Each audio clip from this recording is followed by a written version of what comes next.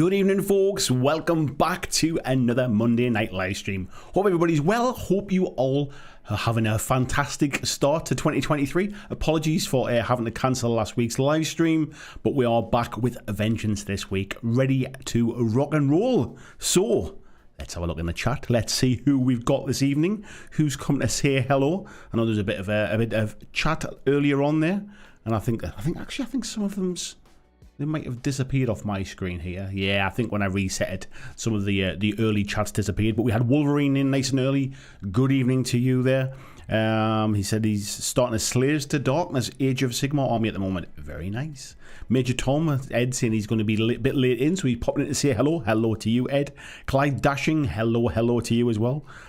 Andrew Cook, hello mate, good morning, he says from the future. He's working on some 40k, not that far in the future. And Word Bearers Force for boarding actions. We might have a bit of chat about boarding actions later on. I know a little bit about it, enough that I kind of, you know, we can have a chat about it anyway, but it's piqued my interest a bit, shall we say.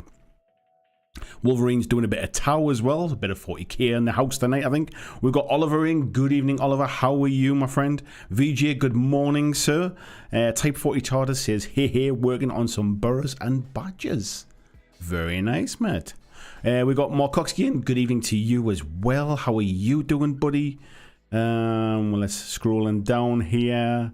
We got Dan Pillow in. Good evening, Dan. Robert Zunk, nice to see you again, mate. How are you? RG, good evening. Christian Reeves, hello, Christian. How are you doing? The legend that is Christian, who comes and corrals you lot every week here. I couldn't do it without them, believe me. Especially some of the spam bots that we get. It's your efforts and your work is much appreciated, my friend. We got Paul Taylor. Good evening to you. Hello, Wayne Haywood as well. Good evening. Colin Wakeland's in. Vijay says, is that book in the thumbnail real or is it photoshopped in? 50-50, mate. So, is it photoshopped in for the thumbnail? Yes, it absolutely was. However, the book is real. It does exist. You can buy it. I posted an Amazon link to it today just to kind of just to show folks. We'll come onto it later on. I'll kind of show you where you can buy it and stuff. But the book exists. There is a Haynes manual for tabletop gaming, but I don't have it. I was looking to kind of, how do I demonstrate this kind of getting back to basics thing on the thumbnail? And I thought, you know, like, what do we all want to do when we all get back to basics? Let's just get the manual out. Let's start from scratch kind of thing. Let's learn the basics. Hence why I used that image. So yes, it was photoshopped for the thumbnail, but the book is real. It does exist. Zingbo, good evening to you. He says he's got some Loon Code Gobbos on his desk tonight, but also a suspicious YouTube connection. So fingers crossed it stays up. I hope it stays up too, mate. Thank you very much. Camo, good morning to you as well. Hello, Yoakum. How are you doing, my mate? Hope things not too bad. Just, I don't know why we always do this, mate, but whenever I speak to you, it's cold here. It's like -4 at the minute. Yeah, I'm just looking at the temperature on my computer. It's -4 outside. We have a snow today. So it's feeling a bit Swedish for you, mate, here. Bit of chat there, backwards and forwards. Let's have a little look. Colin Mack, good evening to you. Hope you're doing well. Ryan Barry, hello to you, fella. Crippled Fox Gaming, John Jack. Hello, John Jack. How you doing? He says, woo, the new background is right. Yeah, we've had a bit of a change around when it comes to studio stuff. I'll explain a bit more in the bit. Well, I'll explain why this is the new set now. Why we'll be kind of doing our streams and stuff from here. But we'll catch up with a few more folks. And a bit of chit chat first, but yeah, we'll come back to that. Christopher Warden, good afternoon to you, mate. And he said not out in the studio today. This is the studio now, mate. Shall we say? Alex is saying funky background. Yeah, it's looking all right. It's not looking too bad. Andy Smith, how are you, man? Hello, Andy Smith. How are you doing? Cardos Dogforge, good evening to you as well. And he says, yeah, Regis in broadcasting from inside the hobby space. It all comes back to this thing tonight about back to basics and about kind of recapturing your love of gaming and all that kind of stuff. We'll come on to that in a bit. Colin's doing his mate's Basileia Force. Very nice. Jez Hunt, how are you doing, mate? He says he's about to make some roundhouses mossy. So many things I could say about that, mate. So many things. Christopher Warden's doing a bit of working today. No hobby. No rest for the wicked, mate, is there? Double Dip, good evening to you. How are you doing?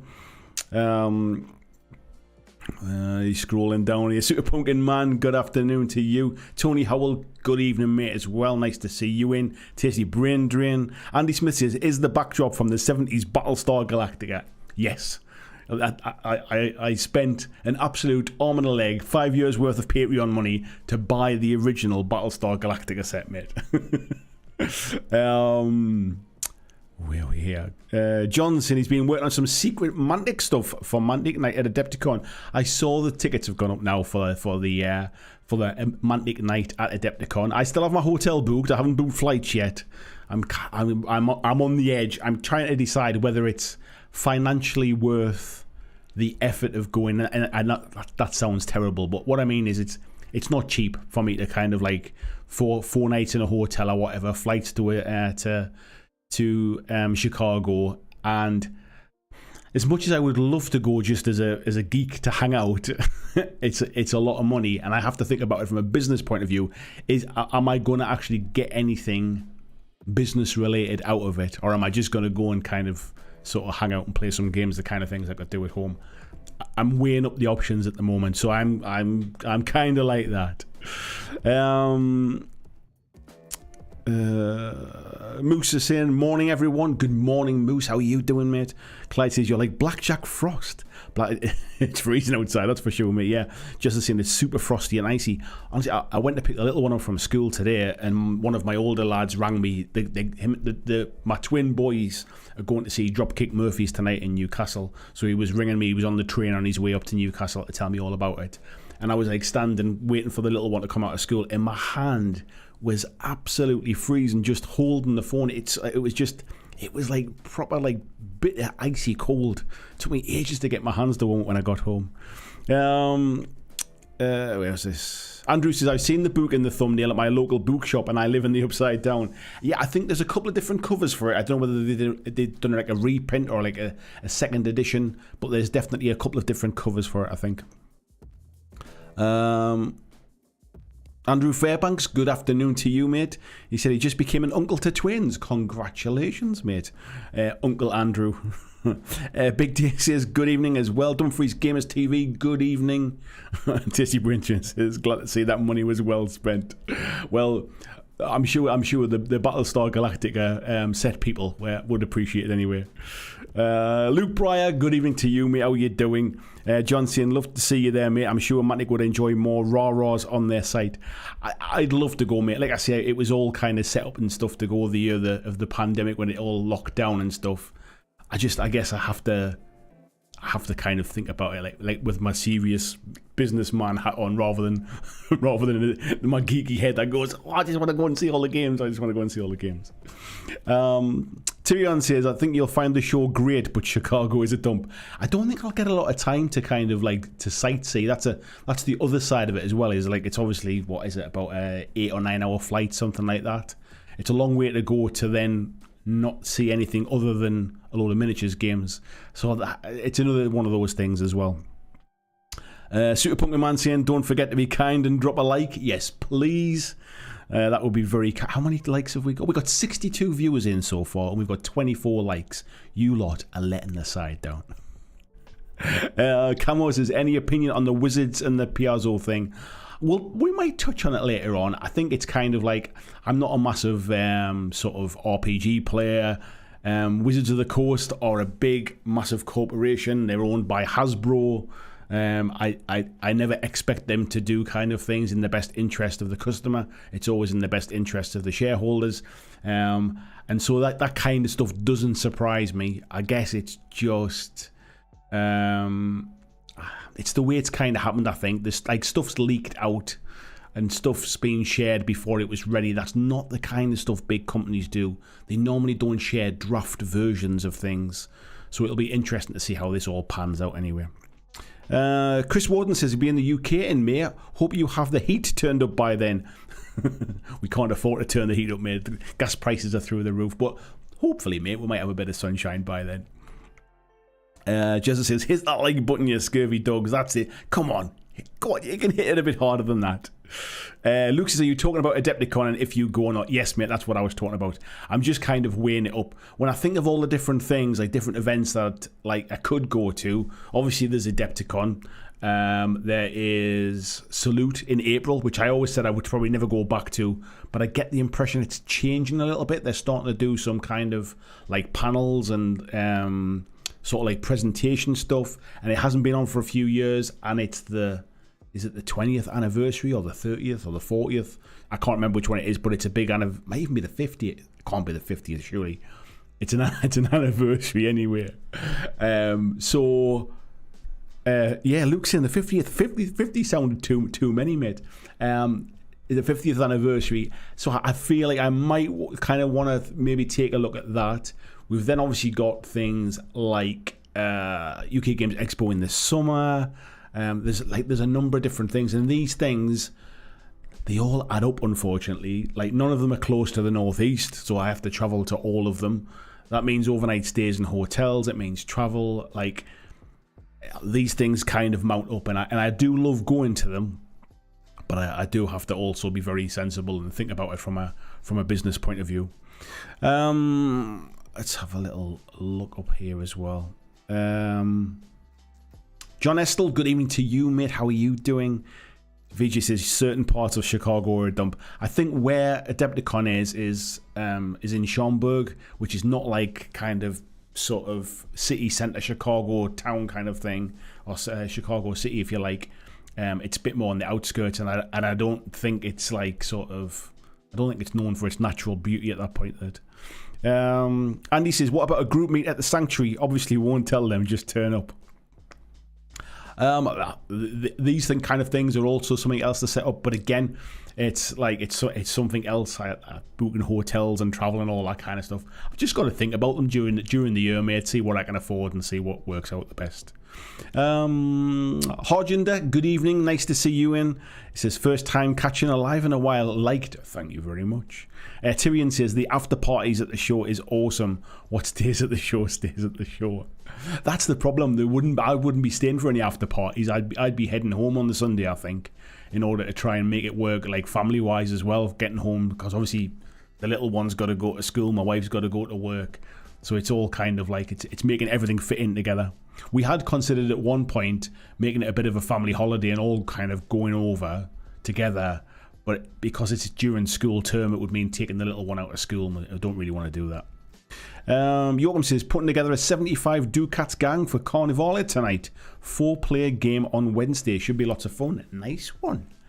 Luke's in, I just jumped ahead there. Someone was asking if we're going again this year, so I guess that means I'll be there. Yeah, I assume you're talking about Adepticon, mate. Not sorry, Adepticon, about Salute, sorry. James Bray, good evening, mate. How are you doing? Jess says, might go if I'm working at that end of the country. I've mentioned this many times before. It's extortionately expensive in comparison to most things to get from the northeast down to London by train. It's like 100 quid for a ticket kind of thing, like return, which is just expensive for a train journey. I once did it by the super cheap, what's it called again? There's something bus. I can't remember what it's called, but it's like it's you can get like a bus to London, and I think it's like a £5 and it goes overnight. And I'd booked to do that and went to Salute, and I went down on the bus and then vowed I would never ever do it again and booked a train ticket to come back. I didn't even use the bus ticket. It was so bad. So yeah, I wouldn't be doing that again. Simon says, you may as well go to the US for a big one, given all those charges. To be honest, when I priced it, what it costs me for UK Games Expo, because I like to stay kind of quite central to where the expo is rather than having to travel in and out. What it cost me for UK Expo, it's not that much more expensive to go to Chicago, to be fair. Hissy Cat Builds, good day to you too. How are you doing? Luke says the northeast does not even feel close to the northeast. Everything feels like it's a longer drive from one bit to another. It's funny, a lot of the people I used to work with in Manchester kind of live in the northwest, and I obviously used to always go to them for work and stuff like that. That's where the office was. I would do all the travelling, and every now and again they would come up to me for the day kind of thing. We used to have a factory up in the northeast when I worked there, and they always said the same thing, like, God, you have to travel all this way every time. It's like, it's like it feels like you just you keep going. You're almost at Scotland kind of thing. So yeah, Newcastle's like, it's northeast, but it's like the top end northeast, if you like. Andrew says you're going to have to shill for money. The thing is, mate, if I shill for money, I've still got bills to pay. It doesn't suddenly make a Adepticon cheaper. Matthew Wilkinson, good evening to you. How are you doing? Tyrion saying, nah, go on your own, don't take the family. I think the plan was to kind of like to go as a family and like maybe book it for a week, make it a bit of a holiday. I go off to Adepticon and do stuff while like Lou would do stuff with a little one, and obviously for the rest of the kind of the time we were there, we'd spend some time together and do some family stuff. So I would still be kind of doing Adepticon on my own. But yeah, like I say, it would mean taking the little one out of school, and we don't want to do that. Yeah, the mega bus, that's what it is. Thank you, everybody. Yeah, never again. Never again. It was an overnight bus. The problem was, my intention was to sleep on the bus because it was overnight. I didn't get any sleep. Like halfway there, they come over the microphone and went, right, we're stopping for half an hour if you want to get off and use the bathrooms and get yourself something from the service. So that kind of like woke me up. I think I had about 3 hours sleep or something at that point. And then I didn't sleep kind of sort of like on the rest of the journey, which then meant I'd been up all night and then had full day at Salute. Yeah, it wasn't fun. Lee Russ, good evening to you, mate. How are you doing? Somberlin, good evening as well. Says, hope everybody's okay. He's painting a Pathfinder Goblin gang tonight to use them in Rangers of Shadow Deep and for RPGs. Very nice. James says, from Southampton to Manchester by train, £240 return. Flights, £200. Madness. You know what? This is so what exactly the problem. Me and one of my sons went to Thorpe Park, which is a theme park in the UK, which is in the south of England, and it's quite a drive. We went for a Halloween night, not last year just gone, but the year before. So it was a bit of a kind of like a father and son trip. I says, what we'll do is we'll drive down. We'll stay overnight at Thorpe Park for the Halloween thing, and we'll drive back the next day. And my wife was like, it's a hell of a long drive. It's about 6.5 hours to drive down there. Like, you don't want to have to drive down there. You're going to have to drive down the night before probably and stay overnight somewhere to kind of so that you're fresh for the day while you're there. And then you're going to have had a full day in the parks and you're going to be driving back. Why don't you look to see you get the train down or something? And the trains were an absolute fortune. And we ended up flying. We flew to Heathrow and got an Uber from Heathrow to Thorpe Park, and then got an Uber back from Thorpe Park to Heathrow and flew back to Newcastle for cheaper than we would have got the train down. Trains in the UK are so expensive. This is the one that looks like Dara O'Brien. That's the exact bus, mate. Tyrion says, if you're travelling in USA as a tourist, buy a motor. It's cheaper than hiring a car. Somebody else has told me that before as well. Buy a second-hand car. Yorkham's saying, on the weather topic, it's dark, rainy, and a few degrees plus now, but I can take the darkness this year as long as it gives cheaper electricity bill. Yeah, tell me about it. We've just been part of the reason this is the new studio, if you like, is we've been getting a smart meter put in. We have an electric car. Obviously, energy prices have gone through the roof. You can get like variable tariffs where it's cheaper during the night and more expensive during the day, if you like, kind of thing, or set price during the day and cheaper at night time, which is great for charging a car overnight. But we needed to get a smart meter put into it to enable us to be able to go into those tariffs. And it just so happens our electricity meter was in the garage, which was the studio, behind the false wall that I'd built for the studio. And then I kind of very cleverly forgot that they were coming to install it. And then it was like last week they were coming on Tuesday or Wednesday. It might have been Wednesday. I think they were coming last week. And like on the Monday, my wife went, oh, by the way, you need to take them panels down off the wall so they can get the electric meter. And it was like, oh no. So I spent last Tuesday ripping apart the studio. Wednesday they come and put the smart meter in, the gas meter and the electric meter, and then Thursday, Friday I started kind of putting it all back together again. And it was like it was absolutely freezing out there and stuff, and it was like there's got to be a better way. I can't be doing this. So yes, So I'm inside the house now. This is the mini studio, the streaming studio inside the house, which means I don't have to worry if my wife goes away like on a Monday night with work anymore. I don't have to try and like set something up. The studio's still there in the garage. I can still do the kind of the big sort of table game type things, and sort of some like the videos that I made for Mantic, where obviously they've come to visit and I've filmed stuff in the studio. That's all still available, but this is a bit more cozy, and it's a bit more. This is like my hobby room now as well as the streaming room. But I might do a bit of a behind the scenes video, because it's been quite nice being able to kind of set it up from scratch, because I've obviously learned a lot of stuff over the years. Just check something. When I get a message, oh, it's all right. When I get a message on there and I'm on a live stream, I always panic something's gone wrong. What I've learned over the years is what are the things that I really do need, and what are the things that's actually just like sort of frivolous and don't really need.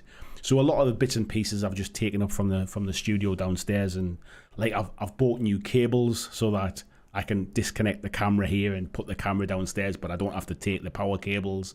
I don't have to take all of the HDMI cables, that kind of stuff.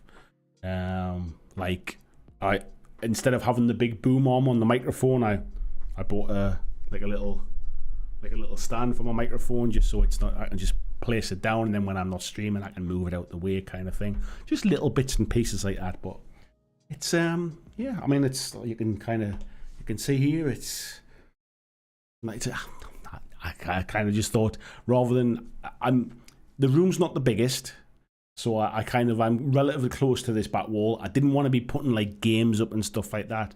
It's not really kind of the thing where I wanted to put like shelves up and have things. I just thought I'd put a bit of a plain background, and then I can always sort of swap and change things. I can change the colours of the lights and things. You can see where I'm putting my hand there.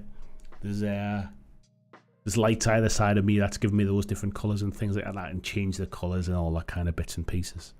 Where are we saying here? John saying, I've got to say the roads in the northeast are way better than Dorset, especially in the holiday season. Yeah, I don't think people really come here on holiday, mate. To be honest, when it gets to the summer, the roads are a lot quieter up here because everybody else has gone elsewhere. Clyde says, need family in the area to mooch off so it doesn't cost you both kidneys. Yeah, my family, like, I've got quite a big family actually, like both on like my mum's side and on my dad's side. Like, my dad is one of like 13 children, so we've got quite big families, but they're very much northeast families. Like, the families have never moved away anywhere. Like, my wife's family are pretty much like a northeast family. They haven't moved away anywhere. So yeah, like, so when we travel anywhere, it's not like we've got family there. We go like oh, we'll pop down to kind of the south coast. We've got family down there, or I'll pop up to Scotland. I've got family up there. Pretty much all of my family live in the northeast of England. Simon says, are you going to ramp into the old world via Warhammer Fantasy Battle 6th or 8th edition? I'm not the slightest bit interested in the old world, mate, if I'm completely honest. I was never really interested in Warhammer Fantasy Battles, and the old world, it isn't doing anything for me that kind of that would make me change my mind, really. So yeah, I don't think we'll be doing any old world content. I don't have the knowledge or the experience to talk about it with any real kind of authority or anything like that. I think I'll leave it to the pros, that one. VG says, if you go to a Adepticon, you could always sign autographs to help pay for itself. I think that might cost me more. That might cost me more in the long run. And VG saying, sleeping on buses. That's a good one. You know, kind of just trying. What I thought was, if I can get like sort of like 3 or 4 hours sleep, I'll do all right. That'll be pretty good. Yeah, it wasn't to be. And VG says, no, when I'm back in the UK, no chance I'm staying in London. I'll find somewhere cheap on the outskirts. Yeah, city centre pricing, mate, that's for sure. And Chris says, I'm a trucker, I drive 8 to 11 hours a day. Yeah, and you're obviously used to it, mate, and you've got a nice big comfortable truck, and you're getting paid for it. I have to pay for the privilege to drive 7 hours or something like that. Alcian, hi all, getting excited for a new Kill Team narrative campaign kicking off this weekend. His Orc Commandos versus Kroot Forstalkers on a jungle planet. Nice one, mate. And hello, Al, by the way. And VG says, expensive trains, that's what privatization does. That is a long and slippery conversation. we had Zingbo was saying something here. Yeah, I've got a trip to London soon. Managed to get to Edinburgh and King's Cross train tickets for just under 200 quid, but only because I managed to book very early. Yeah, I think if you book 12 weeks in advance is like kind of the sweet spot. If you can book that 12 weeks in advance, that's normally when you get the cheaper prices. But there's also some weird things. If you're willing to, if you change trains multiple times on the journey down, or sorry, if your train stops at multiple stations, shall we say, it's sometimes cheaper to buy tickets between stops and keep moving seats than it is to buy one all the way through. Stupid the way it works. Where are we to? Hizzy Cat says 6.5 hours isn't too bad. I live in San Diego and drive up to the Bay Area for work. Once a month, it's a 7-hour drive. Yeah, we always kind of, and I don't mean this kind of like sort of derogatory, but we always kind of hear from like Americans about how you have really long drives because you've got a really big country.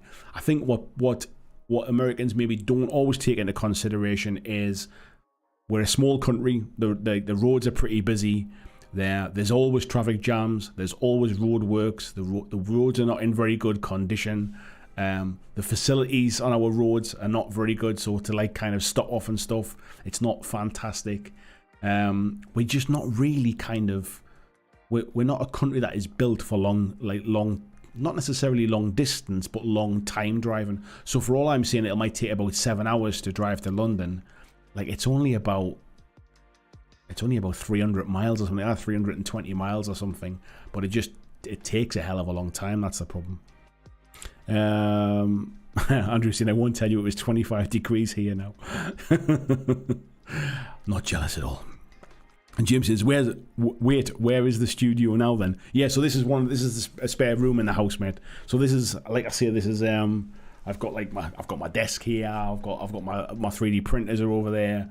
I've got my cameras mounted on the wall. I've got like lights mounted and stuff like that. I've got like all my paints and things. So the other thing as well is what this means is that I'll be able to I'm set up here for live streams. I can record videos obviously from here as well, but I'm also set up with a really sort of good way of doing the sort of like the hobby hangouts and the painting streams and things like that, and painting videos, which is again is something I kind of want to get back to. So yeah, it's lots of different reasons why this makes perfect sense.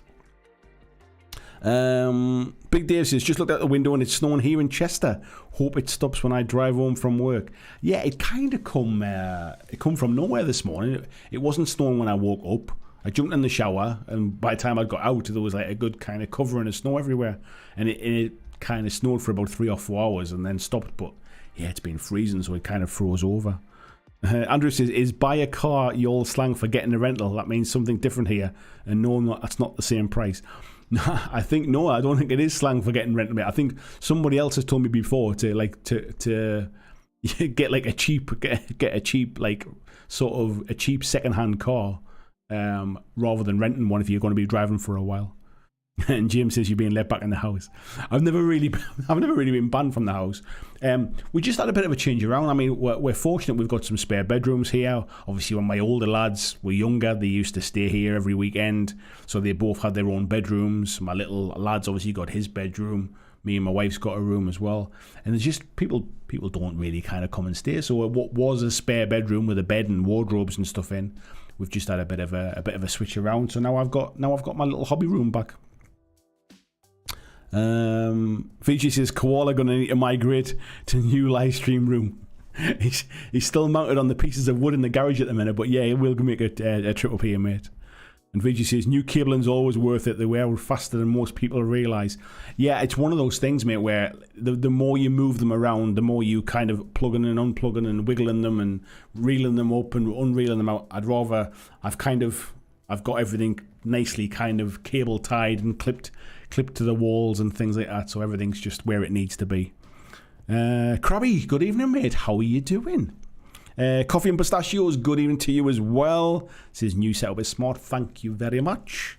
Luke says, is that actually a texture behind you? I presumed it was a green screen. Yes, mate. This is actually like, it's like 3D tiles type things, mate. I had to install them all myself. Tiny War Games, good evening. How are you doing? Andy says you're sat on the toilet, says Kath. Just give it a little flush, yes. Yeah, VG says so that's an actual background, not a green screen. Yeah, it is, mate, yeah. So what I've got is I've got these kind of sort of like light things here that I can, he says putting it back. And just kind of put them back on there, make sure, get them in the right place. There it is, so you don't see them on screen. And they're just kind of, you can change the colours of those and stuff like that. Gary Jensen, good evening, mate. How are you doing? Thanks for the nice words there. And James said, I thought it was a green screen too. I was very impressed at how well Andy had set up the key. And yeah, I did consider getting a green screen at one point, and then I just thought that actually it's like I want it to feel nice, kind of thing. I want this to be a place when I come in and when I work here during the day, when I'm sitting on hobbying on a night time and that kind of stuff. I want it to be somewhere that I want to come and sit, and it's not just like a big bright screen, a bright green screen behind me and stuff. The other reason I'm not a huge fan of green screens is when you're follically challenged, you get a lot of overspill of the green kind of reflecting back off your skin. So you either have to wear a hat, or you have to accept that green screens never really look fantastic with bald heads. So yeah, that's another reason why not. Krabby says, hi Chris. Way too long, but I do try and crash the reruns. Thank you, Krabby. I do see your name from time to time, mate. Always good to see you in, though. Yeah, Andrew saying ditto on the green screen. No, it's all real stuff. If I duck down, you'll be able to see it focusing on the wall. Watch, and then it'll focus back on me again. So yeah, there you go. It's all real. Colin Max says Kings of War is the game that I wish Fantasy had been. I've heard a few people say that. I think there's a lot of similarities in terms of the fact that Alessio Cavatore wrote the original Kings of War and obviously kind of learnt from stuff that he learned being at GW, took some of those things into Kings of War. What I would say is that Kings of War they've done a fantastic job of the background from where it was in first edition, but it's still very, very much about the game, and I wouldn't say Mantic pushed the background as much as say GW have done over the years. You can't compare the two of them. Like GW have had like sort of 20 years of building fantasy background, so it's obviously going to be more well established, and they're obviously a bigger company and more money and stuff. But then I see what companies like Parabellum have done with the Conquest background. I do kind of sometimes look at things like Kings of War and Firefight, to be fair, and Dead Zone, and think like they're great games, but they are just games. They're not necessarily fleshed out universes. They're not immersive as such. Like I don't necessarily feel, how can I put it? It's just armies fighting against each other. It could almost be anything sometimes. VG says I've gotten family all over. The problem is they're all sort of make that excuse when you ask for a bed. Some families are like that, mate. Yeah. Let's have a little look here.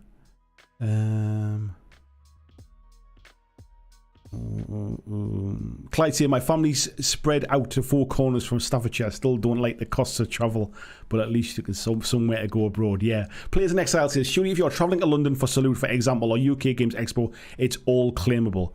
It is claimable, mate, but in order to do that, you need to be earning enough money that you're paying tax, and I don't, because this doesn't make me a fortune. It was never set out. I never planned to get rich from doing this. It's like, this is basically like a part-time wage. That means I can take my little boy to school and pick him up at the end of the day and look after him in school holidays and things like that. So, if I was making lots of money, I could definitely claim those kind of things back. But if you're not paying tax, there's nothing to claim against, and it's not like I've knocked some kind of like dodgy loophole. I just don't make that much money, mate. So that's why.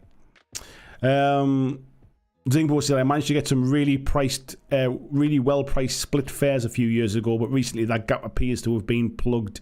Yeah, the split fares things used to work. Yeah, Hizzy Cat Bill says, yeah, fair point about the roads. And John Jack saying the same thing as well. Squeezing all the people on the small highways has got to be maddening. We generally, I mean, we're like, I've drove in America, I've drove around Europe and stuff like that as well. And like Florida highways, 4, 5, 6 cars wide and stuff. Like the best we get here is we sometimes get 3 car, kind of like 3 or 4 car motorways, like the main kind of like roads. But generally, it's kind of like it's 2 lane stuff and lots of what they call smart motorways where they're constantly changing the speed limits as well, depending upon how busy they are. Yeah, not great roads in the UK. Dice Hand Entertainment, good evening, says, long time no see, greetings from Germany. Good Abend. Says, lately I found myself a new gaming system which got me hooked. Dystopian Wars. Feels good not hanging on GW all the time. Dystopian Wars is something that's... It's certainly been getting pushed quite a lot by War Cradle. I don't see it played very often, but that doesn't mean it's a bad game or anything like that. It doesn't mean it's not popular. It's just not something that you hear about very often. Yeah, VJ says, agreed. As an Aussie, I never realised how terrible driving on UK roads is. I'm used to Aussie roads where driving 6 or 7 hours or 700 to 800 kilometres ain't that big a deal. Yeah, it's funny because like when I've been abroad, I actually don't mind the driving. I quite enjoy the driving, and I think that's one of the things that I realise is that it's not that I don't enjoy driving. I just don't enjoy driving here. Yeah, first trip to UK went from Brighton to Stonehenge, and damn, that was a mission. Jess says 100 miles is a long way here. 100 years is nothing. We might view 400 miles as the other side of the world, but I live next to a Roman wall built almost 2,000 years ago. Yeah, that's a fair point, that, mate. Andrew says, so the garage is going to be the summer house, I mean studio. It's still going to be the main studio, mate. I'm still going to be filming stuff from there. It's just that one of the things, and I guess this is something that we'll go on to when we start talking about the main topic tonight as well, is, but I've kind of gotten out of the habit of painting, and the reason I kind of got out of that habit was the fact that like all my everything was set up in the studio, basically, like all of my lights, my airbrush, all my painting stuff, all set up in the studio, because obviously I used to do painting streams from there as well. And it's kind of, it gets a bit chilly out there, so it means I've got to put like heating on to heat the place up. It's not the kind of place where I can just kind of like nip out there and go, I'm gonna spend kind of an hour or two and do a little bit of painting when everybody goes to bed, especially if my wife's away with work, because it's built into the house, but you can't access it from the house. You have to go outside to go to the garage. So I can't leave my little one upstairs asleep and stuff if I'm sitting in the garage. It's just not a cozy place to be sitting kind of relaxing and hobbying and stuff. So I've kind of gotten out of that mode of like hobbying and painting and stuff. And so like this is really what I thought was I want to put a desk like in the spare bedroom. I want to get all my paints and stuff in there again. And then it was like, well, actually, it makes sense to kind of make it kind of dual purpose. I want to do painting streams again. I want to do painting videos again. If everything's set up in here and I set my stuff around it, it works both ways. So yeah, so the studio bit, the big gaming table and all the cameras and stuff, it's all still there. So it means I've got somewhere to film the bigger stuff and somewhere to film the live streams and the more intimate stuff. Where are we up to? RG says it's the roadworks where no one's working that does my head in. Yeah, you're not wrong, mate. Luke says, where did you get the tiles from? They're from Amazon, mate. I'll put some links and descriptions and stuff like that later on. But yeah, I think you get like sort of like 33 of these tiles in a box. They're roughly 1 foot square, 12 inches by 12 inches, and they were a bit of a pain to fit, but they look pretty good when they're done. VG says he treated himself this week after a holiday hectic by picking up 3 story packs for Final Girl. Oh, nice one, mate. Good. Follically challenged. High five. Peter Stockdale, good evening to you, mate. How you doing? Ed, nice to see you in as well, mate. VG says talcum on the dome, that'll cut down the shine. It's less of the shine, mate, because I do kind of have hair. It's not as shiny. It's more just like if you put something, I'm trying to think if I've got anything. If I put something green behind me, like a big bright green screen, you do see it reflected on the back of my skin and stuff like that, like on the back of my head and on my ears and things. So yeah, not great. Where we are here. Tony saying shiny up top, velvet round the back and sides. Just a bit, mate. Sarah Kiss, good evening. Says hi all, a bit late here, but nonetheless, yeah, always welcome, always welcome. How am I doing time wise? I'm about 5 minutes behind the chat. I'll catch up quick. Oh. What the heck? Something to one of the hairs from my beard went in my mouth. That was awful. Jesse and I bought the Kings of War rules last week. Got a pre-order in on the Goblin Ambush box. Very nice, mate. Ed saying Old World has decades of RPG lore behind it, as well as the tabletop stuff. That's a pretty big advantage over pure tabletop game. Oh, 100%, mate. Yeah, I agree. I just think I think there's other games. Like, I'm not just talking about sort of about Kings of War. I mean, like Infinity have built a big world around their game.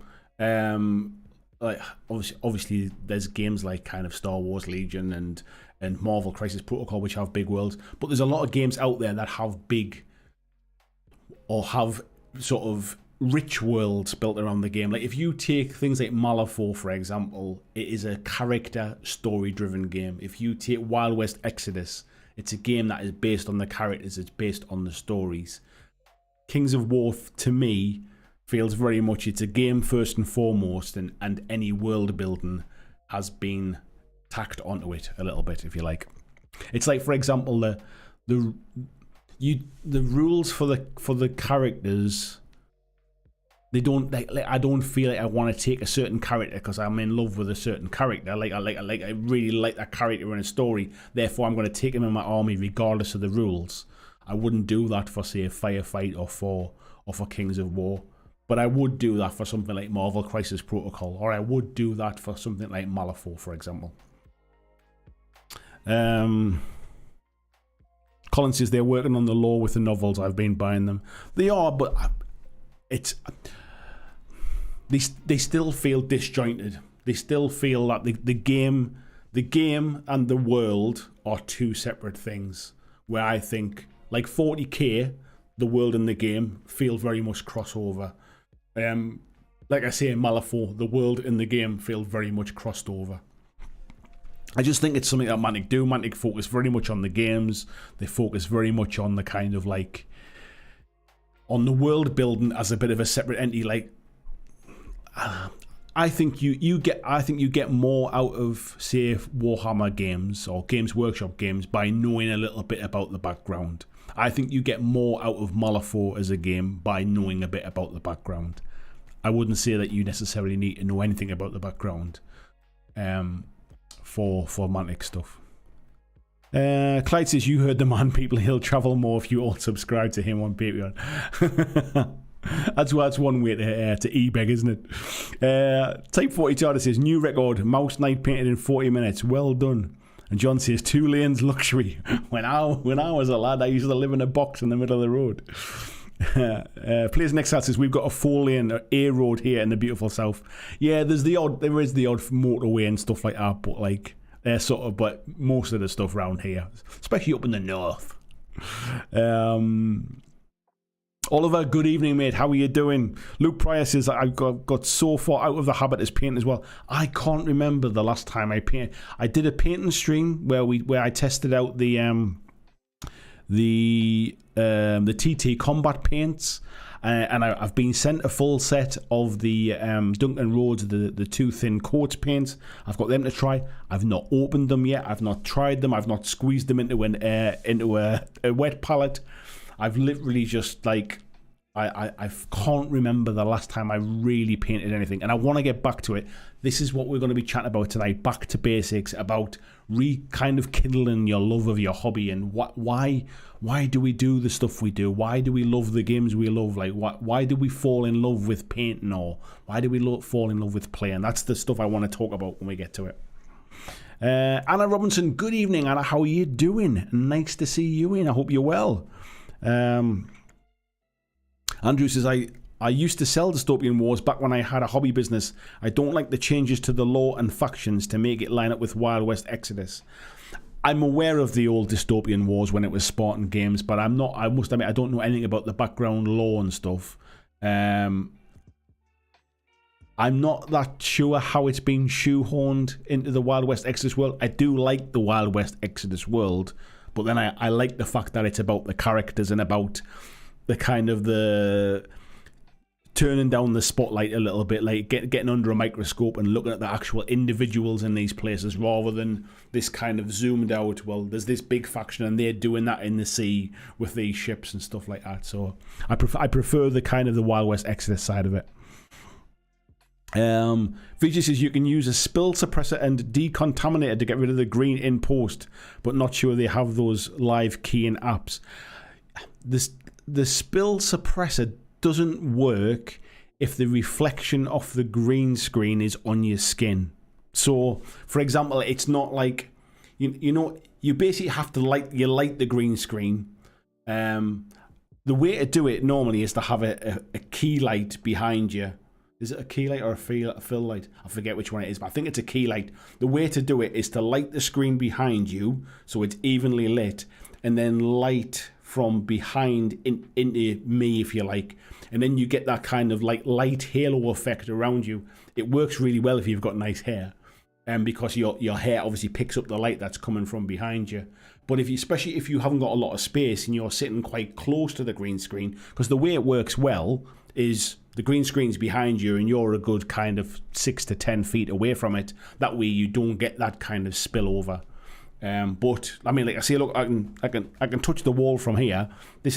I can't get any further forward because I have to get a distance away from the camera, and that camera is as far away from me as I can get it because it's up against the other wall, like in this room. I can obviously do different kind of sort of lenses and stuff, and I can zoom the lens and stuff. But then what happens then is my desk then basically gets pushed further and further that way. And the way the room's set up, it's my hobby room as well. I feel it. I've got the best of all worlds, and if I need to, I can always still hang out a green screen in front of this for anything special. Where are we up to here? Hizzy Cat says my lunch time is over. Good to catch you live. Thanks for dropping in, Hizzy. Anna says both good. Having a chat with Tony there. Colin Maxon, fair enough, I guess. I based my female vampire off one of the characters from Drowned Secrets. I wonder what we're talking about there. That's fair, and I guess. Not sure. RG says, really interesting perspective about having a background to make the gaming more interesting. It might be a reason that I really love Flamme Rouge. Thanks to Christian, it's become more immersive. It was something I watched. What was it I watched? Oh, I tell you what it was. It was a podcast I listened to.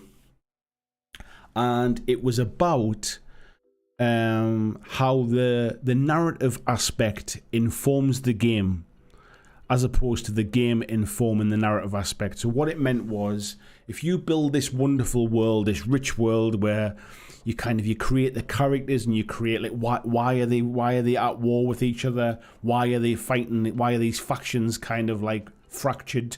Why does this particular faction not get on with that one? Why do they ally with this one? If you can create that world and that universe and that lore and that background, you can then inform that into the rules and the stats for your models.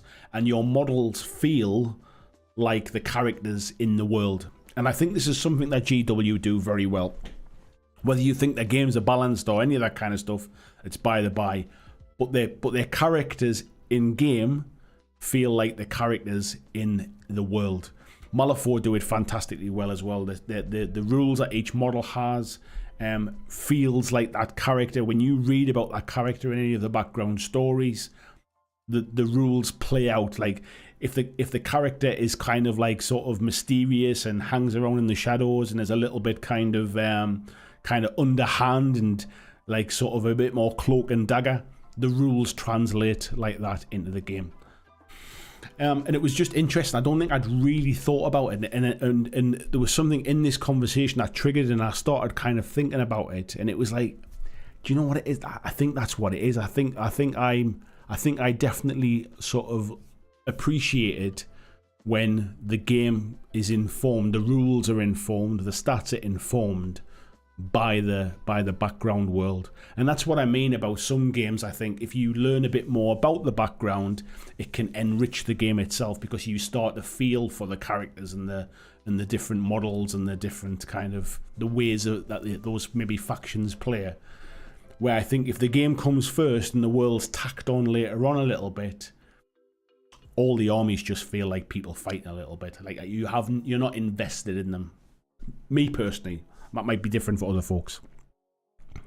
Tony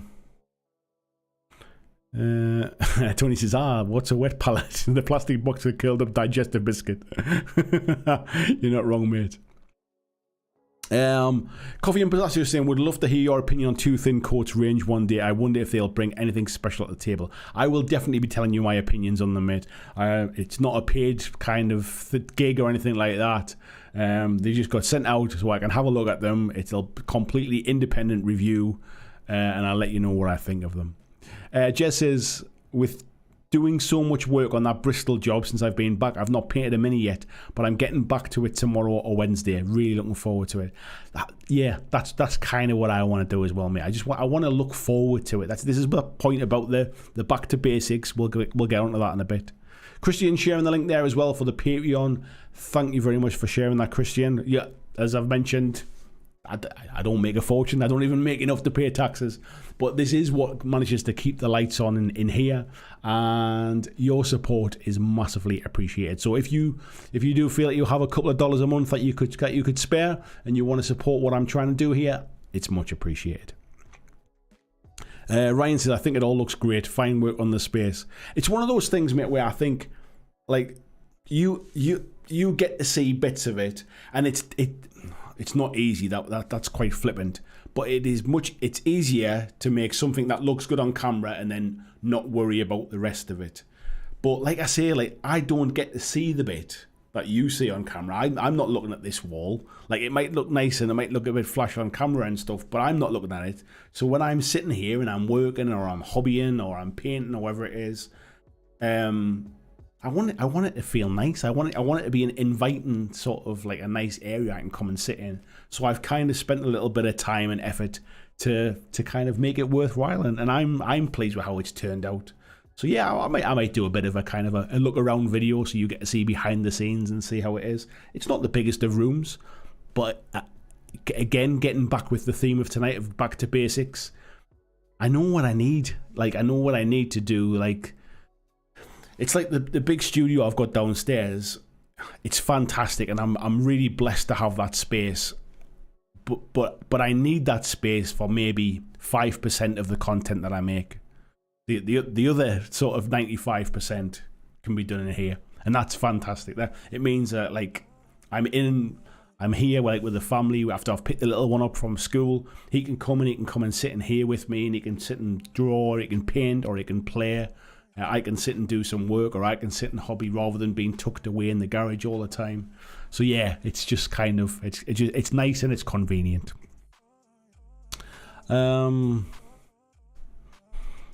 Alex is saying, lore is super important for me. Parabellum Living World is really engaging for Conquest. Love it.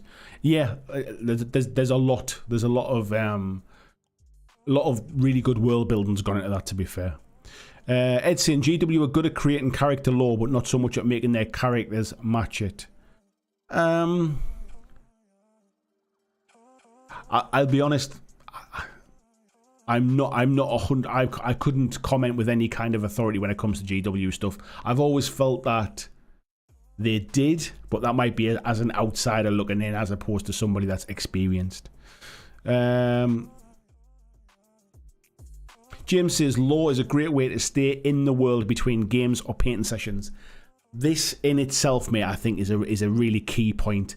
Like if you're somebody that loves to play the games, and you're all about the game, it's competition wise, whatever it is, that's absolutely fine. You're probably accessing a different part of the hobby, if you like. But for me, the hobby encompasses the whole thing. It's the world building, it's the gameplay, it's the painting. And if I'm sitting painting, it's nice to put on a podcast and hear people talking about the world. I don't necessarily want to hear people talking about like competitive gaming. I want to hear them talking about like which characters they like and the stories and that kind of stuff. Or I might want to put on an audio book and listen to the kind of the world building and stuff like that. And James is right. It's those are the bits that inspire you to. Oh, I'm gonna paint this faction because I think they sound really cool or something like that. That's something I think GW do very well. Is that they build a story behind a faction as this faction launches, for example. RG says it's a really good explanation about the narrative informing the game and rules. I'll have to think back. It was a podcast I was listening to.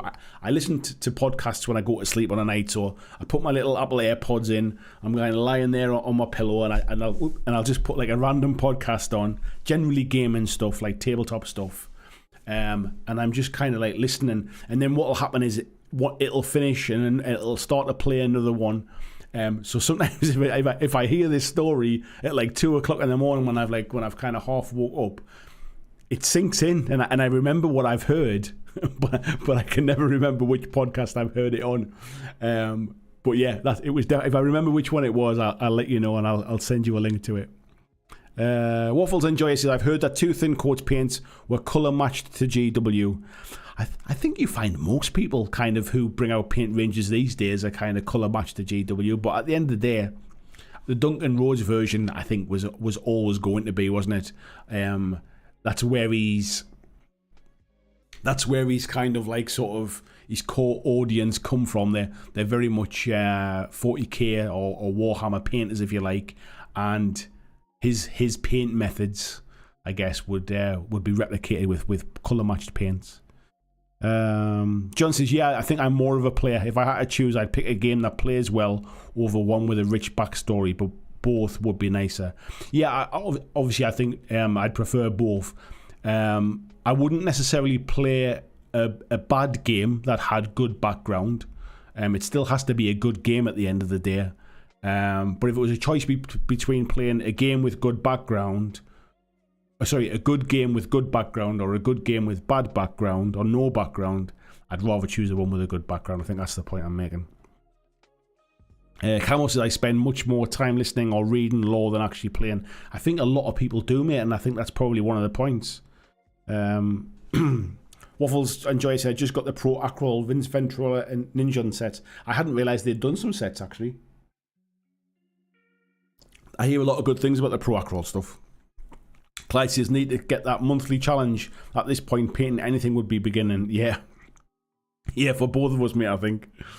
Jess is saying, I love good background, but I also love gaming in the gaps of lore and making my own lore up for games. World building is a really addictive hobby in itself. It's interesting because I know a lot of people like that kind of stuff. Especially if you come from like a D&D, like an RPG background as well. It's not something that massively interests me, actually. Like, I like to explore the worlds that other people have created. I don't necessarily want to kind of build my own worlds and stuff like that. And that's just a personal thing. It doesn't mean I'm right and you're wrong kind of thing or anything like that.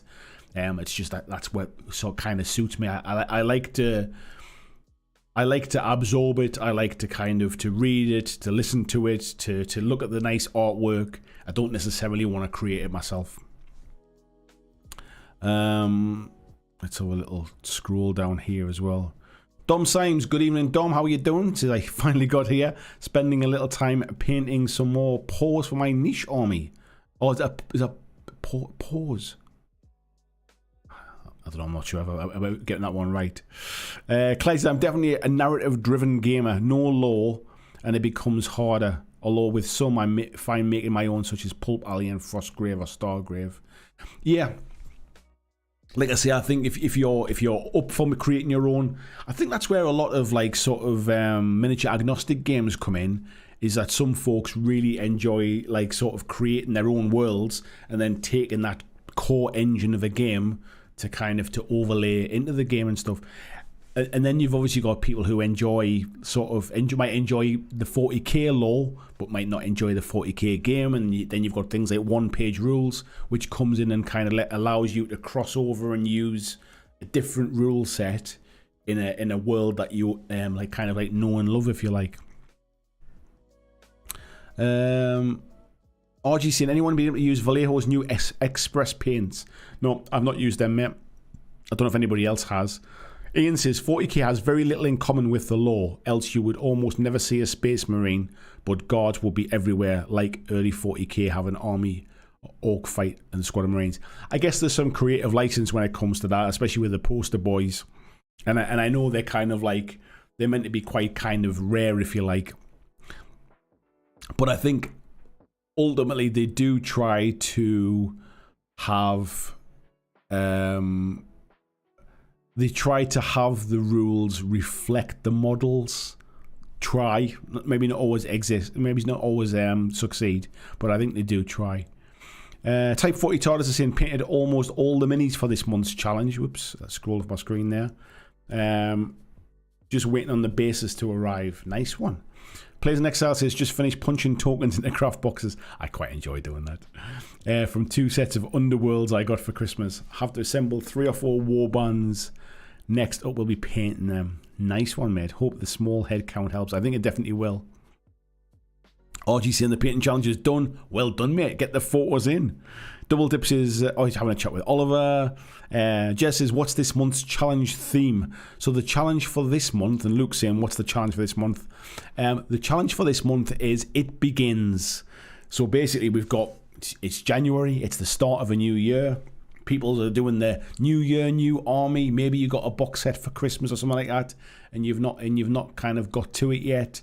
Maybe you've got some new paints and you want to try them out. So it's about It Begins. You're basically, it might be the start of a new army, it might be the start of a new game, could be anything. So yeah, it's quite open-ended. It's January, bit of a softball for this one. But yeah, It Begins is the theme this month. Ed saying, I get my lore and creating lore kicks from RPGs. I don't necessarily need it in tabletop, but an IP I love does make it more like. Yeah, I don't really kind of play RPGs and stuff, mate. So that's why I kind of get my lore and background from games. And I don't read a lot of books. I tend to, the stuff that I do read, I tend to read like kind of like crime novel type stuff or things like that, like Jack Reacher, that kind of thing. I do like listening to kind of like horror audio books and stuff, but then they're not like really kind of world building. That's when I start to read things like, I read like the Malifaux books and the Malifaux background, and listen to their audio books, their audio dramas and stuff like that as well. So yeah, so for me, I get that lore fix from tabletop games because I don't play the other stuff. Tony says, I love world building. The dungeon I made last year was world building, a physical hobby thing. Yeah, nice, mate. Mini Warmwood, he says, I like to create my own lore if possible. Of course, the lousy dice roll can mess that lore up and bring it back to the drawing board. 100%, mate. Luke said, I want to try that Vallejo Express as my local hobby store stocks Vallejo, so hoping they get them in, but not all that bothered if they don't, as I'm more than happy with contrast. Yeah, that's what's happened for me, mate, to be fair. I bought the contrast paints. I'm quite happy with using them. I didn't buy the Army Painter Speed paints. I haven't bought the Vallejo ones. It's just, it would just be buying them for the sake of buying them to try them out, really. So that and the fact I've not painted anything for so bloody long. Double Dip says, oh, he's having a chat there, sorry. Scrolling down here. Christian sharing the link there for the BlackJack Legacy t-shirts and hoodies. Thank you very much. Ian says, still waiting on my Raise the Black Blood and Plunder treat arriving. So keen. And nice, mate. Dom says, sorry, old tablet. Should have said porks. I was thinking, what's pause? That didn't make any sense. RG says, not enjoyed Jack Reacher as much since Lee Child has taken the back seat and his brother has taken over. Yeah, he has kind of started to kind of branch out a little bit, and I wouldn't disagree. The older ones are definitely the better ones, but I'm enjoying the Jack Reacher TV show. That was good. I'll continue to watch that when the new season comes out. Andrew says, in the weird world building hole where I started the world based off one setting, but it's something else. I'd like to divorce it from to be solely mine. I think a lot of people kind of sort of like to kind of I mean, that's where expanded universes come from and things like Star Wars and stuff, isn't it? Where people want to take the world off in a different direction. Summerlin says, Andy, do you know if there's maybe any plans by Mantic to publish Kings of War novels, and which other war games expand their lore by novels besides Warhammer and BattleTech? So there are some already. There are some Kings of War novels. They're written by a company called Winged Hussar Publishing, and they're contracted by kind of, or they're licensed, shall we say, by Mantic to write them. And there are a number of different ones. There are some set in the Warpath universe. There's a Dreadball novel, which is actually pretty good. There's a Kings of War Armada novel called Pious, I think it's called. There are a few Kings of War novels, and they're pretty good. Like they're not bad novels actually. I've read a few of them,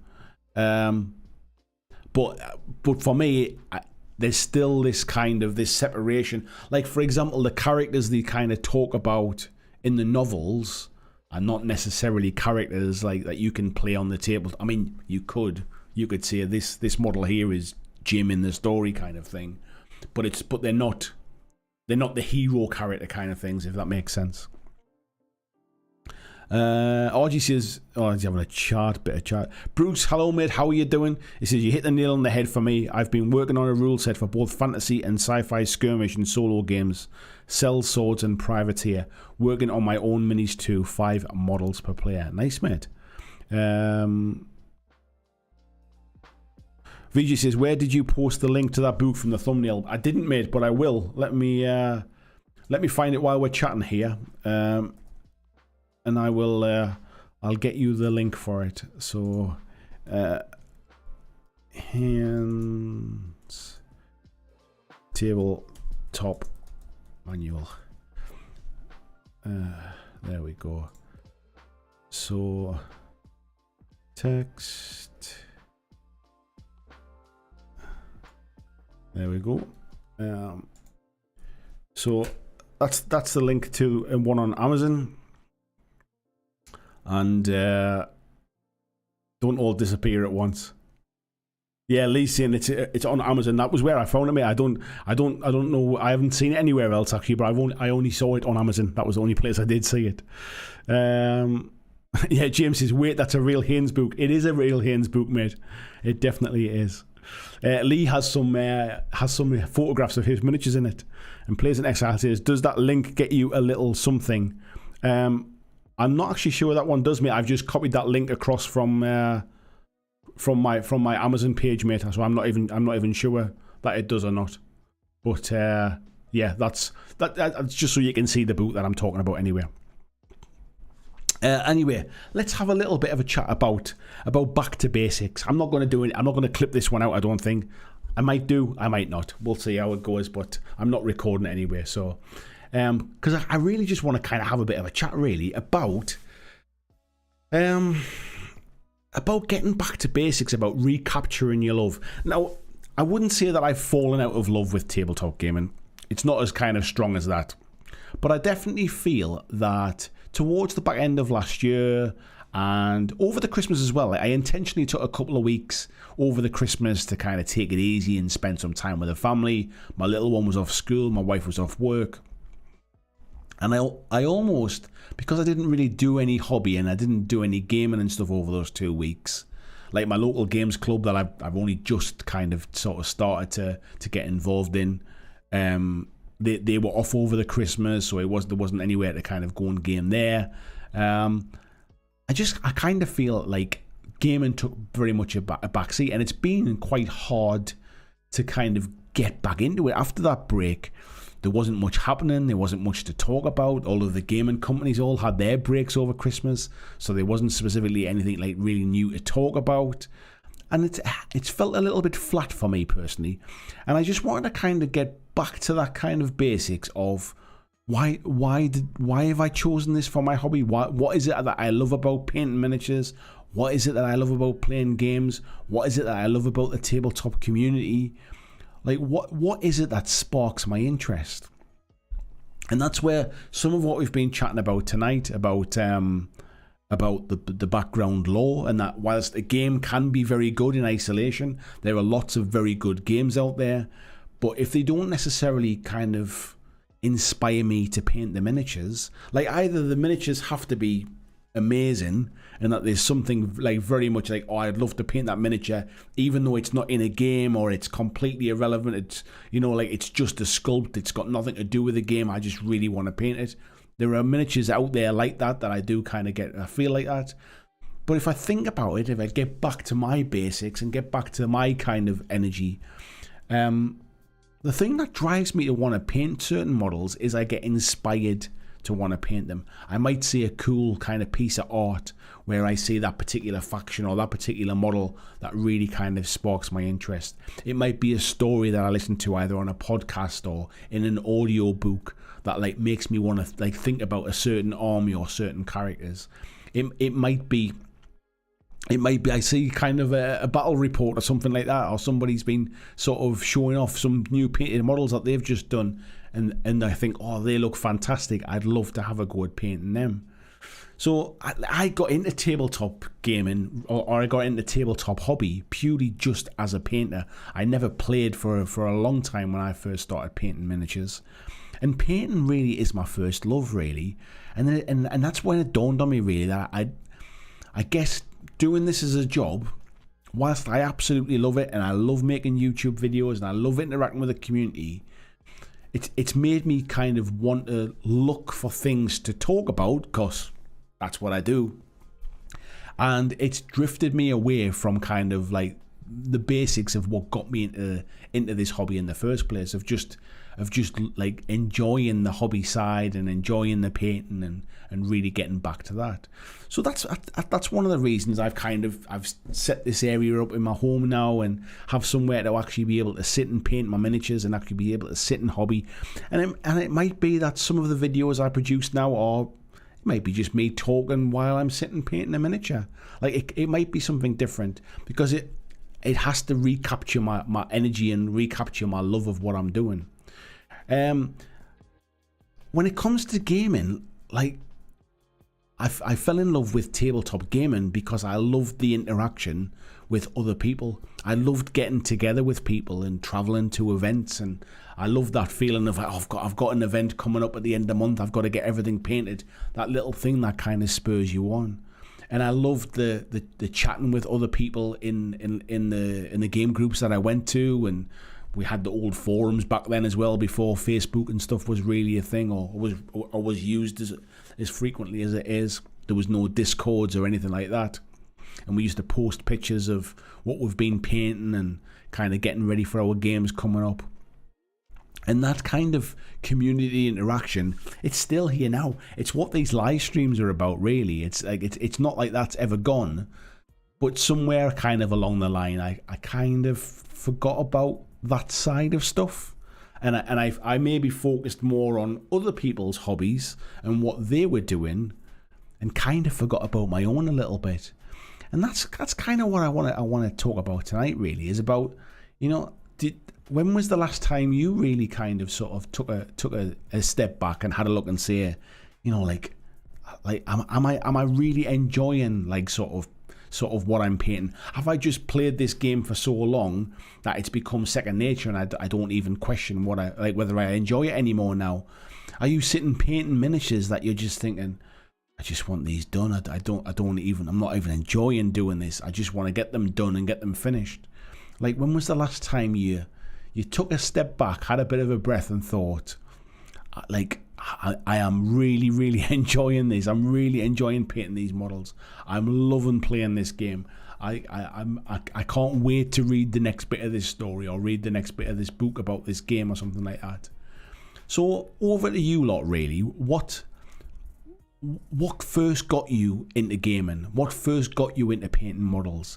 And do you ever really kind of look at what you do now and think, I've kind of lost my way. I've gone so far away from my initial inspiration without me even realizing that's what I was doing. Excuse me. Andrew's saying there, sometimes when you turn your hobby into your job, you have to find another hobby that you can take right out of your job. The line blurs quickly. I think it's been a bit different for me, mate. It's not so much the lines blurred. I think I've just confused it a little bit. I think I've confused what my hobby is now. And I don't really have time for another hobby, if I'm perfectly honest. It's not like I've got like bags of time on my hands. And I enjoy this. I enjoy playing games. I enjoy meeting people. I enjoy painting models. I just somehow kind of forgot about that bit in amongst all of this kind of making video stuff. I kind of forgot that was the bit that I was supposed to be doing. Let's have a little look here.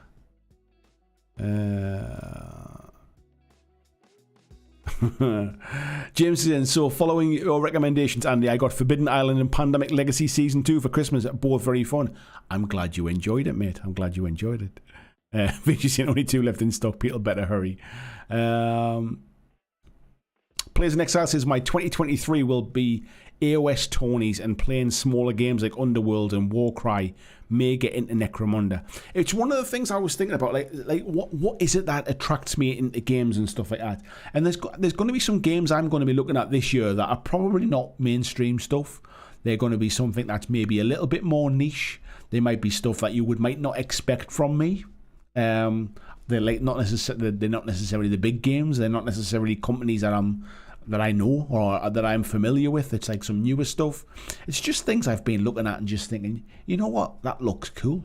And that looks like I love the artwork. That's the kind of rule book I'd like to buy just to flick through and read it. And the rules sound pretty cool.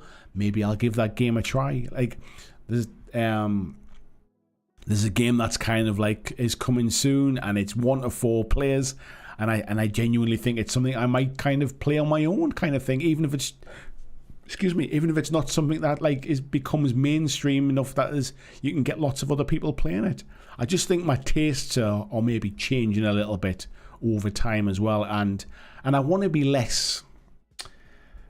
It's catch-22 this, but I want to be less driven by the algorithm, and be driven by my passion a little bit this year. I think like it's not like I'm making mountains of money. It's not like I'm making like getting sort of like views in the 50, 100,000 something like that. So it's not going to make a massive difference, I don't think, if I focus on some of the stuff that's maybe a bit more niche, maybe a bit more unusual. Still throw in the big stuff as well, the stuff that I'm interested in, the Marvels, the Star Wars, some Mantic stuff and bits and pieces. Still throw those in, but I feel like there's room for a bit more niche, I think, this year. Type 40 Tyler says, I've definitely feel some burnout. Last year, I think, was because of the quantity of new minis released over the year. Just got overwhelmed. I think there's an element of that with me as well, mate. It's a funny one because I do like to play lots of different games. I like to paint lots of different types of miniatures. That's always been a theme of me in this channel kind of thing. And it's, I guess for some people, that's part of the attraction, that I don't just focus on just 40k or just Kings of War or whatever it is. However, I do think that part of what I do means I need to kind of keep abreast of a lot of different things that's going on. I need to have a little bit of I need a small amount of knowledge about a lot of different things, if you like. And I think sometimes it can become a bit overwhelming. And I think at some point which bits am I learning about because I just need to know something about it to talk about it, and which bits am I genuinely interested in, and it's a game I really want to play and stuff. And I think that's kind of like, that's something I want to take a little bit of a rein back, I think, this year, and still have a broad knowledge of stuff, but really kind of sing the praises of the stuff that I'm really interested in, and really kind of, if that means there's more Malifaux videos, for example, than there has been in the past, then so be it. If it means we're talking about Marvel, then so be it. If it means we're talking about games that are not that popular, so be it.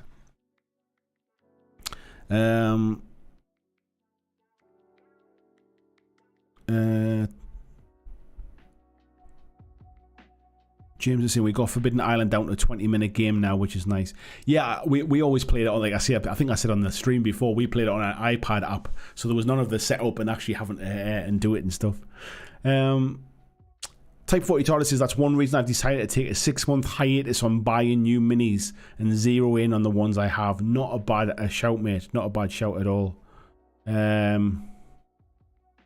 I did it as well myself when I was first getting ready to go full time and do this. I didn't buy anything new for 6 months, and actually you'd be surprised at how quick the novelty of like the hype for things and the new shiny stuff kind of wears off when you're not caught up in that kind of hype of buying anything and everything kind of thing. You'd be surprised how quickly that novelty wears off. Double Dip says, has anyone in the chat played The Last War? I saw Ash on Gorilla Miniature Games do a review and waiting for a battle report, but any feedback will be good. I've not even heard of the game, mate, if I'm completely honest. RG saying Chronicles of Crime is another one that needs to go. I quite like Chronicles of Crime, mate. Oh, where's that? Just jumped off the top of my screen there as well. Andrew Cook says, sometimes when you... Oh, we just chatted about that one. Vijay says, I haven't bought any new minis since probably mid-22. Decided to just get what I already own done. Now board games, that's a different story. I think I'm at the point now where I'm ready for a good clear out, I think. I need to sell off some of the stuff that I'm never ever going to get to. And kind of turn that money into stuff that I really want and stuff I am going to use, really. Because... it's all stuff that at some point I thought I was going to do something with.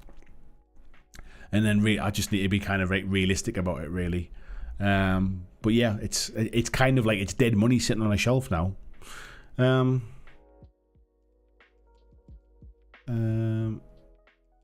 Andrew says, Ash Barker has started doing hobby projects just for myself and a friend, so he isn't always working on a deadline for another company's releases. Yeah, I mean sometimes... I don't mind working on something for a company's release if there's something in it for me as well. Like, I'd probably happily do like a sponsored video or something like that. But then I know a lot of the guys and girls who do like the GW stuff. Like, that's why you get so many unboxings. I mean, Ash is on a different level when it comes to his output and the stuff that he does. When they send him something out, like, he makes the effort to get that stuff painted and get a battle report out of it. The vast majority of other channels will flick through the book. They'll show you the sprues kind of thing. Like, some of them don't even bother building the models kind of thing. And I think that's to do with like just how little sort of forward notice they get. But a lot of those channels are built upon getting the latest stuff out at the right time and kind of like making everybody aware of it. And I don't really want to be kind of like beholden to like that. At the end of the day, every game is new to you if you've never played it before. So I kind of want to be a bit more like, if you go down the cult of the new and only ever talk about the newest, latest stuff, it becomes expensive unless they're sending stuff out to you, and two, you never really get the time to appreciate stuff. You never get the time to really sort of play something for long enough to really kind of fall in love with it before you've moved on to something else. So yeah, I think I kind of want to have a little... It's not even a change of direction. It's not like I'm going to suddenly start talking about sort of stuff that nobody's interested in. I just think it's just a bit of a change of approach as opposed to a change of direction. Type 40 Tortoise says, I use painting as a mental reset. When I paint, everything else falls away. All anxiety and depression, etc. just fades away by the end. I agree, mate. It was the reason I got into painting. It was I had a busy job. I had 2 young kids at home, and it was a way to kind of mentally switch off. When I'm painting, that's all I can really concentrate on. And that's still the same to this day, really. And I think I can tell, like from my wife, it's exercise. Like she knows if she goes to the gym or if she goes for a run, that's her mental switch off. That's when she kind of winds down. For me, it's definitely painting. Covey and Pistachio says, I'm playing 40k AdMech because the intro to the Mechanicus video game was just awesome and inspiring to me. Yeah, that's the kind of thing that, honestly, that's the kind of thing that would inspire me. Like, I think there's a lot of people buy GW miniatures off the back of some of those GW animations and those kind of like the cinematics that they do. It's inspiring. They definitely are inspiring. RG says, regarding painting minis, that's why I have 4 projects on the go, so I can enjoy what it is I'm painting. Vehicle, character, showpiece or armies. I can now do what I want and when I want and enjoy it. It's interesting because personally, I feel different about it. And again, it's just a personal thing. Like I say, not somebody's right and somebody's wrong. But if I have too many projects on the go, I find it overwhelming. I don't like to switch between projects. I like to finish one project and then move on to the next one. So I like to keep my my hobby area tidy. I like to keep it kind of clear of like boxes and half-built models and sort of bits and pieces, works in progress. I like to have a box. Like, it's okay to stop one project and move on to something else if I'm not feeling it, but I would box that up and put it out of the way and kind of like clear the decks, if you like. I just find that my brain works better when I've got one thing at a time to concentrate on.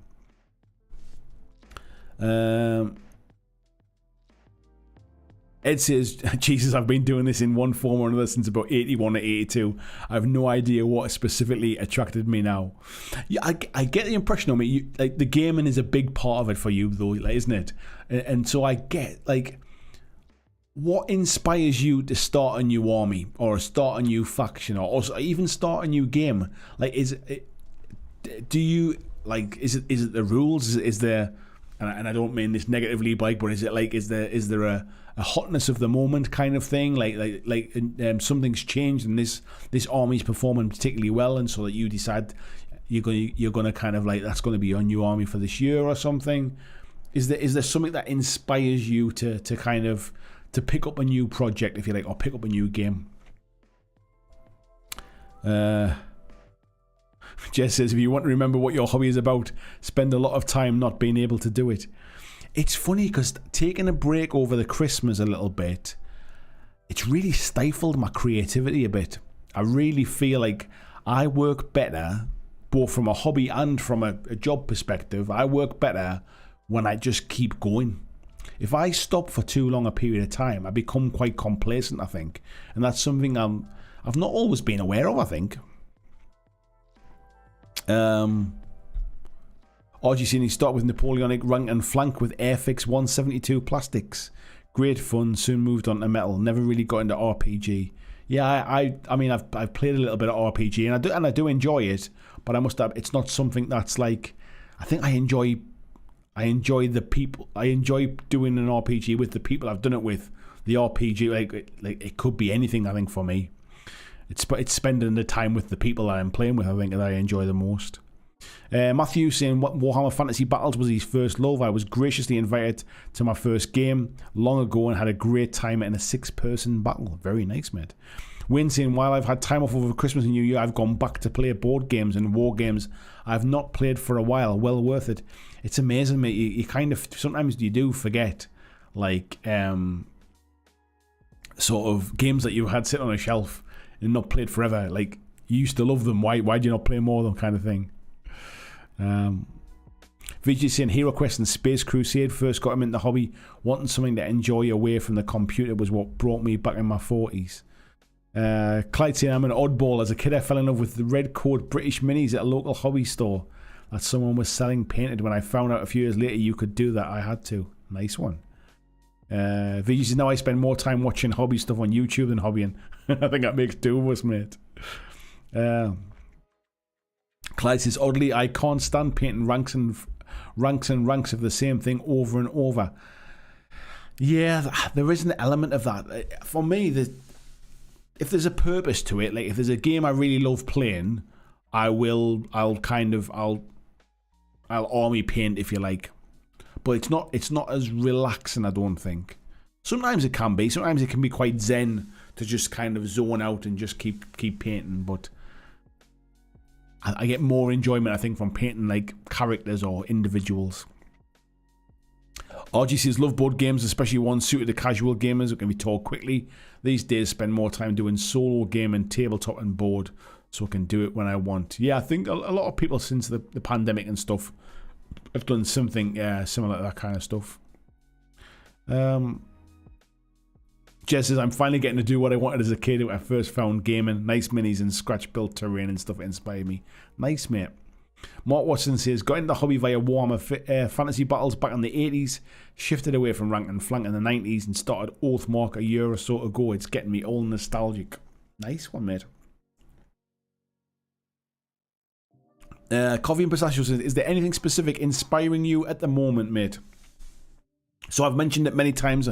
Malifaux is something I absolutely love. It was like kind of pretty much the first game I ever really played, and it's something that I've been spending time over the holidays, funnily enough, just reading up on stories and background lore and just reading it almost as a book as opposed to as a game kind of thing. And I've got a lot of miniatures that I'd sort of stored up. I never got around to building them and things like that. So over just before the Christmas, I built all of the Malifaux minis that I had that I'd never got around to painting. That I never got around to building, I should say. So Malifaux is something I want to spend a bit of time with. I think there's a game coming out soon from a company called Blackside Studios, which is called Hametsu, which the artwork looks fantastic. I'm really, really quite taken by it. I actually sent the guys an email last week to see if they'd be interested in maybe doing an interview or something. So I think I'm going to set something up with them in the very near future. Have a chat about that.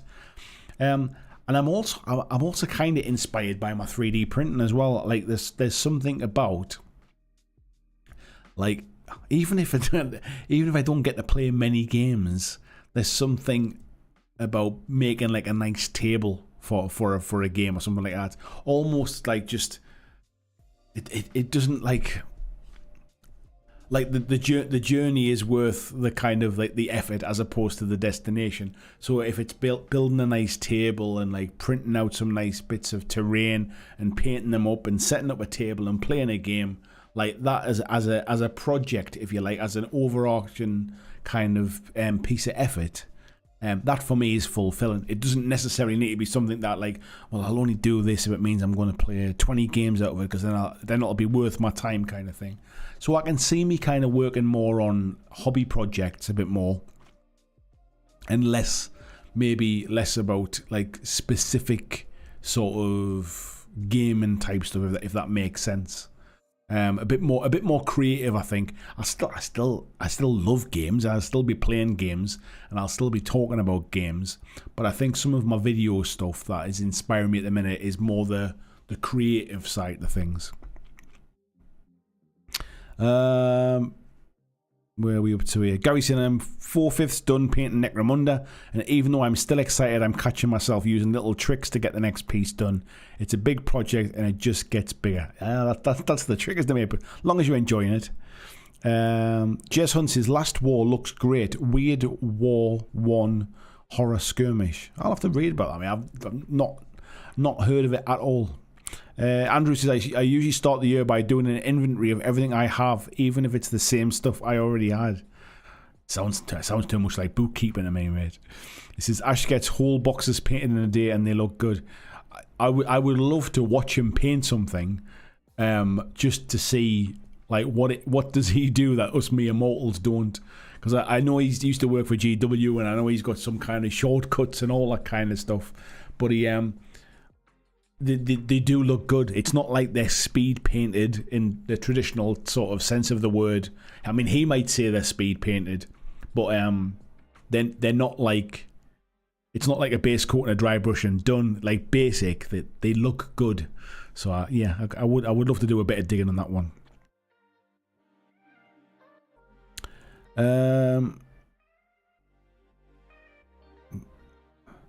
Ed says some of it is be the channel is some of it is be the channel is more about the game than the minis. Glass Half Dead's Man Reads Book videos are public service to the Kill Team community, for example. I don't think I'm familiar with those particular videos. I know Andrew and the Glass Half Dead stuff, but I don't really see the Man Reads Book stuff things.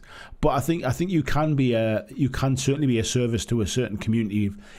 But you have to be ingrained in one game, I think, to be able to do that.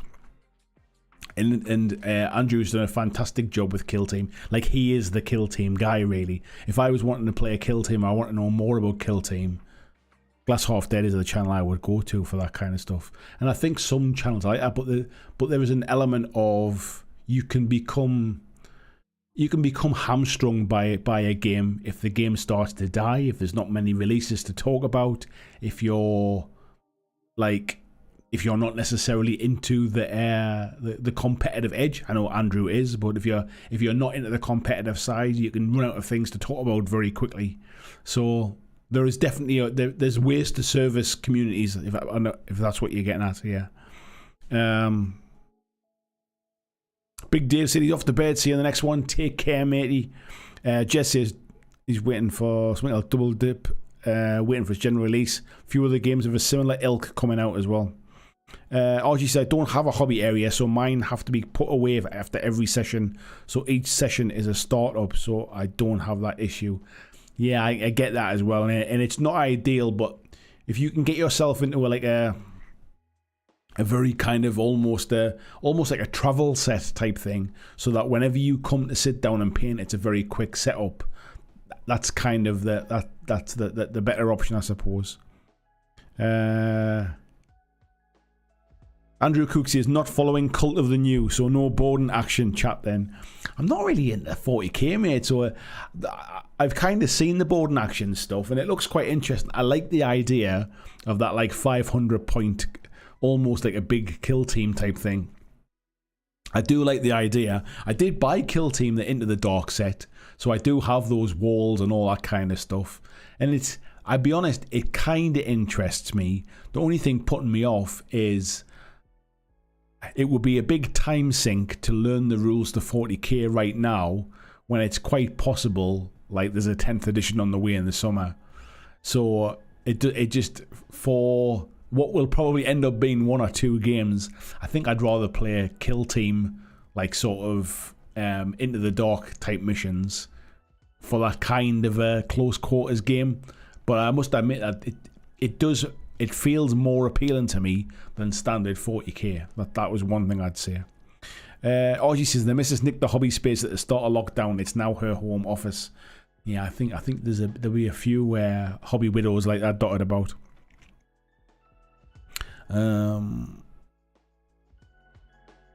Where's Andrew saying world building brought me into the hobby. Thousands of models later, I'm world building. Type 40 TARDIS says new games catch my eye, especially if they hit my other interests like alternate history, hence dystopian wars and conflict 47. Jess is saying Gloom Trench is a great name. I'm not sure. Yeah, Gloom Trench. Dom Simon says my New Year's resolution this year was to paint for at least 30 minutes. I thought 30 minis a day there. 30 mins a day. I'm still on target and I've already done 20 models. Can't remember when I started collecting, but my first mini was 60p. Wow. I think there's nothing wrong with kind of setting those kind of sort of targets and things. You just got to be realistic. Like if you're somebody that's not at home every day, for example, it's more about like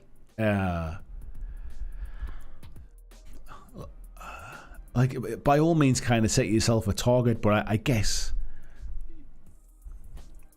paint, to be honest, even just saying I want to paint more often, you know, I want to put the effort in to paint a little bit more, because some days you really don't feel it, and then I would hate for people to feel that like they'd failed their kind of their resolution just because they didn't feel it one day, kind of thing. Explore Norfolk says started with Traveller RPG when I was about 8, along with Hero Quest and Battle Masters. Eventually got into fantasy battles and 40k. I've shifted away from GW due to cost and find that I'm enjoying historical. Oliver says, what do you think of the Ballons? I was often bothered by individual overpowering in the 90s. I'm not sure what Ballons is, mate. It's not something I'm familiar with. Robin Mankiller, hello Robin, says the wife has agreed to paint, play and collect Fallout Wasteland Warfare with me. I'm selling several AOS armies to make room and funds. Would get rid of it all to play with the wife. Yeah, to be honest, like just finding somebody to hobby with sometimes, or somebody to play games with, is worth the sacrifice.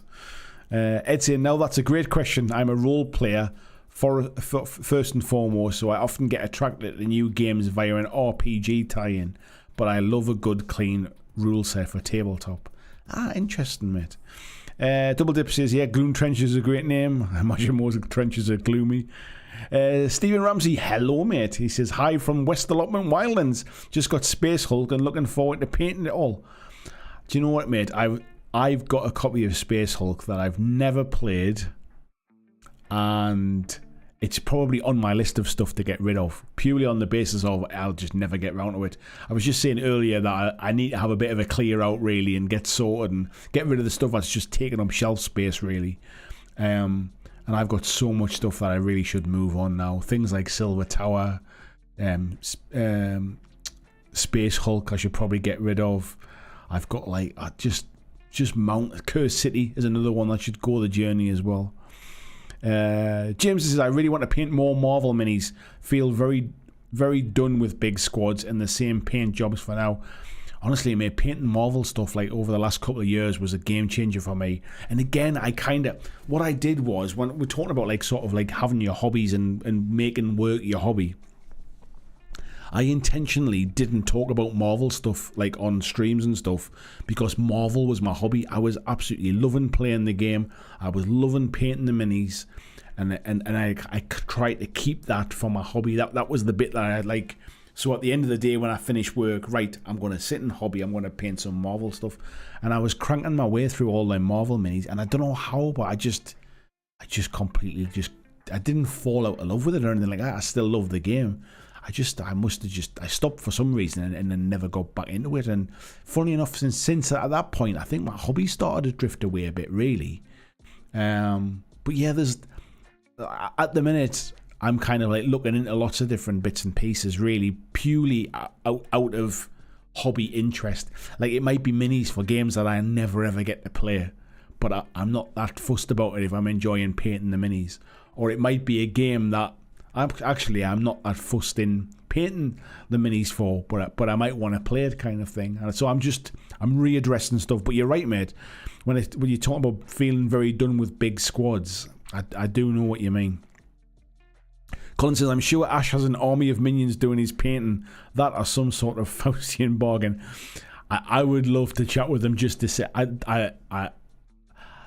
my assumption is he can't be doing it all alone. If he is, then the guy must just not sleep. Robin says, I've also picked up a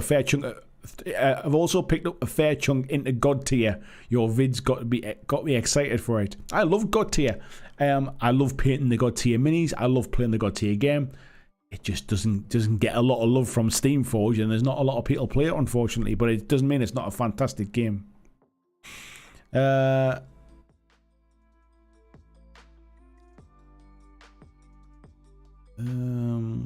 Waffles Enjoyer says, man reads book is a humorous name for a type of video where someone is flipping through a book, reading and talking about the contents. Yeah, I've kind of heard of that before, but I've not really seen Glass Half Dead doing that kind of stuff. That's what I meant.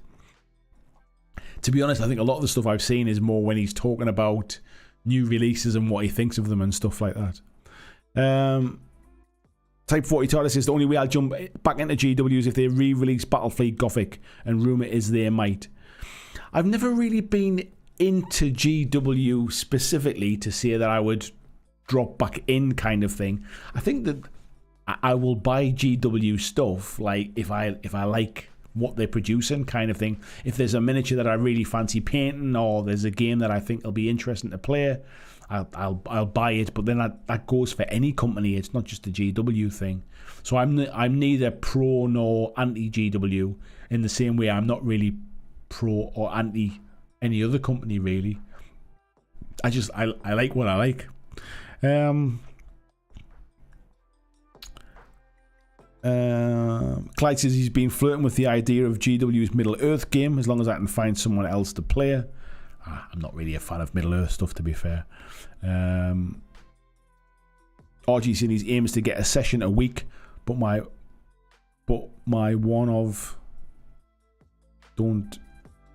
aim is to get a paint session a week, but one of my don't do's is to beat myself up if it doesn't happen. Yes, exactly, mate. Explore Novix says, must admit, fantasy still catches my interest. Seriously considering some of the Oathmark miniatures. No idea if the rules are any good though, but the minis have that classic vibe to them. Yeah, that kind of classic fantasy thing's never really done it for me, to be honest. I think I like some of the more sort of quirky fantasy type stuff.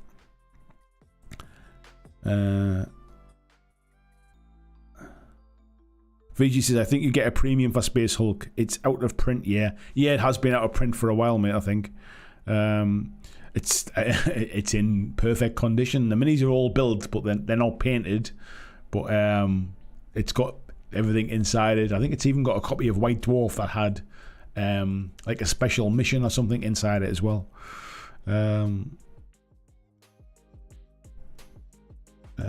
Coffee and Pistachio says, let me know when you want to shift Space Hulk. GW should keep it in stock for far more often. Yeah. Jess says, it might be interested in taking Space Hulk off your hands. That would be back to basics project for me. Played it a bit years ago, but never owned it. It was a fun project. Yeah, I picked it up. I bought it second hand off a guy that we used to play with at a games club. Every intention of kind of when I was right in amongst all the GW stuff and things. Don't know why, just never got around to playing it. Elliot Lancaster says, managed to get the wife into a few board games recently. A 9-year-old daughter loves Hero Quest. Turns out there are more options than Monopoly. I'm done with Warhammer. Curse City was the final straw.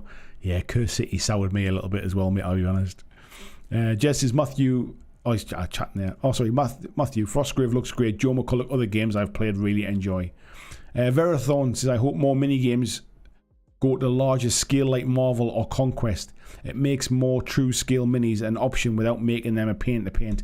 I kind of agree, mate. I do like that bigger scale. I know it's always people kind of like, one of the things when Marvel came out was about, oh, I'm going to need all new terrain and all that kind of stuff. But that's never really been an issue for me. I like painting the minis, but I like painting them when they're that little bit bigger. Like there's something, I think it's like I bought a kill team, the kill team Into the Dark, and it's got the navy breeches in and the Kroot, and I was building like the navy breeches, and I'd kind of forgotten how small like the miniatures were. Like I think I just got used to building things like Wild West Exodus miniatures and the Marvel stuff. I'd obviously built things like sort of the Primaris Marines and stuff in the past, and I think I'd just forgotten how small some of those were, and it just kind of surprised me. I don't know if it's my old eyes now. I'm not as good at the smaller things, but I just I do prefer just painting slightly bigger models. Something I might try a bit more this year as well is like 3D printing like miniatures and stuff, and just scaling them up a little bit just so they're a bit nicer to paint and things like that. Like I said before, like it doesn't, like it's about the hobby aspect side of things as well. It doesn't necessarily need to be for a game. And I quite like, you know, when you get all these different like Patreons and stuff for different miniatures, different 3D printing miniatures companies. I see some fantastic like sort of sculpts and like fantastically sort of detailed big miniatures, if you like, that are obviously not for a game or anything like that, but just look like cool models. And I keep thinking, like, I might just, you know, like join for a month or something like that, or buy that individual model just for something a bit different. Like, it's not something I'm massively into, like 3D printing miniatures for games and stuff. But I might do something just as a bit of a one-off, as a bit of a project, just to give a try. Elliot Lancaster says, One Page Rules has a Battlefleet Gothic alternative just being reworked. I think they have a bit of everything at the minute, don't they? Robin says, I'm seeking a copy of Cursed City. Well, you can still buy it, to be fair, now, can't you? He says, I'm blessed to have a small group of friends that fancy the Quest games. I collect the Soul Blight anyway. I really, really enjoyed Silver Tower. I've still got my copy of Silver Tower. And that's probably something else I'll probably end up selling on as well, because I'll probably not play it again now. I loved Silver Tower. Cursed City was just such a paled into insignificance.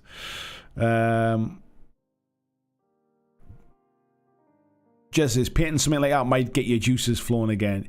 Yeah, it might do. I think sometimes though, it might be just a bit too big as a starting project type thing. Lord Novus, good evening, by the way, says, I play at 36mm with all my printed minis. I like painting chunky minis, yeah. VG says, weren't you painting a printed bust or something a while back? Do you know what, mate? I printed off like a turtle, you know, like a ninja turtle, and I was painting that, and it ended up splitting. I don't know if it was something I hadn't cured it properly, or if it was like it got like cold or hot or whatever it was. But it was half printed, like it was half painted, and then one day I went in the garage and it split. So I don't know if it was something I'd done, like I say, but yeah, that's what happened to that project, mate, and it went in the bin.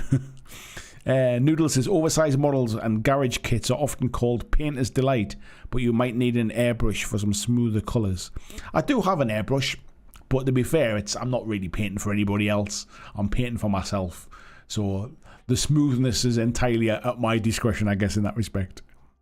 Robinson is painting 1,000 points of Skaven for an AOS league. Yeah, I think I'm personally leaning less away from bigger scale games, I would say. Tony says the Curse City minis were and are gorgeous. You are right there, mate. I'm slowly working through painting them up. Yeah, do you know what, mate? I think I'm at a point with them where I think I'd rather just shift them on and have them out the way. For me personally, because there's a few models in there that I probably would quite like to paint, but not at the point of keeping all the rest really for that respect. Connor says if the print was hollow, it wasn't cured on the inside all of the way. Yeah, it quite possibly might have been that, mate. To be honest, I've not had that splitting problem with other like hollowed out models. It's only ever happened that once. I think it was also I used water washable resin for that one. I think it was one of the first models I'd printed with water washable resin, so I potentially kind of some of the settings might have been a bit off or something. Elliot says I've had that splitting problem. If you hollowed it didn't drain properly. The resin inside hadn't cured and the exothermic reaction caused the split. Yeah, but it was months later. It wasn't like it happened like a couple of days or something. It was months down the line. It was weird. VG saying, yeah, I've never heard of doing that. Did it split along a print line or against the grain? I kind of forget now, mate. I think it was like through like a print line, I think, but like it proper like opened up.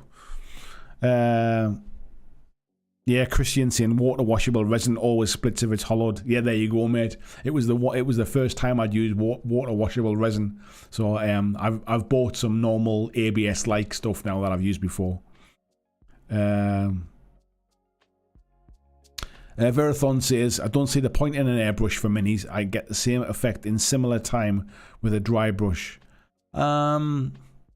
I think the difference there is similar. It's not the same. You can get some really nice gradients with an airbrush on miniatures. And if you're army painting, an airbrush can be a massive time saver as well, to be fair. It's not necessarily for detail. Noodle says, I love the oversized models of Archvillain Games and Bestiarium miniatures. They're pretty cool. I think it's the Archvillain Games ones, mate, that I keep seeing. I don't know whether I just keep getting fed them on adverts on Facebook or something, but they do seem to crop out quite a lot, and I must admit I do quite like them ones. Good night, Oliver. Thank you very much for coming in this evening. Night, Ed, as well. Thanks for popping into the stream. Eddie says, I got a small UV LED and poked it inside. Haven't had any problems since. My split looked like a scene from the Nostrum canteen. Yeah, it was weird the way it kind of opened up. Noodle says, by the way, I recently became Mantic Games Pathfinder.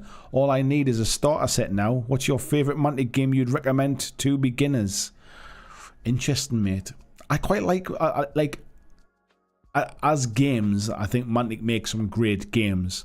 But from a beginner's perspective, I think Overdrive is probably the simplest of Mantic's games to get into. Everything's in the box. I think what would I say as a beginner to get into? I think it really depends upon what you want. I would have said Walking Dead at one point, but they don't make it anymore now. Firefight's pretty straightforward, pretty simple game to play. Kings of War is a relatively simple game to play, but it's a big time commitment in putting together an army. Dead Zone, I like Dead Zone as a game. I think it's pretty good. It maybe lacks a little bit of flavour. and visually every game pretty much looks the same because everybody pretty much plays on that same Mantic terrain. What would I say? I'd even say Dreadball if it was better supported, but Dreadball's not the kind of game I'd necessarily introduce a new player to. I think I'll stick with Overdrive. Overdrive probably, I would say. Tony says, yeah, Curse City, not so fussed about the rats, bats and terrain bits, but love the minis. Yeah, you're right. Yeah, even the skeletons I quite like. The zombies are a bit busy, but you're right. I'd end up just painting the characters. And that's what I mean. I'd end up with a half-painted set, which would probably be worth less than if I don't paint them at all. Yeah, VG says, I've never trusted the water-washable resins.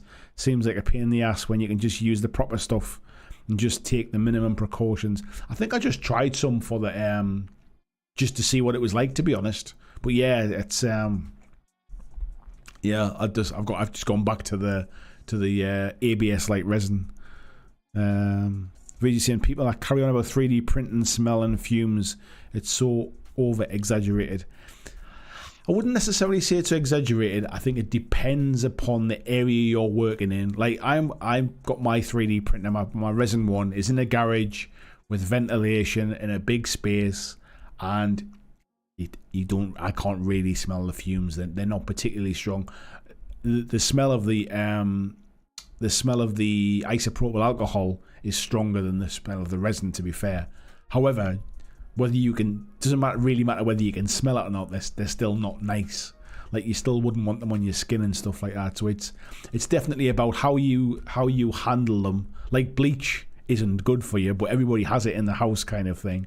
It's how you look after them, how you handle them, how you put them out of the reach of children and all that kind of stuff.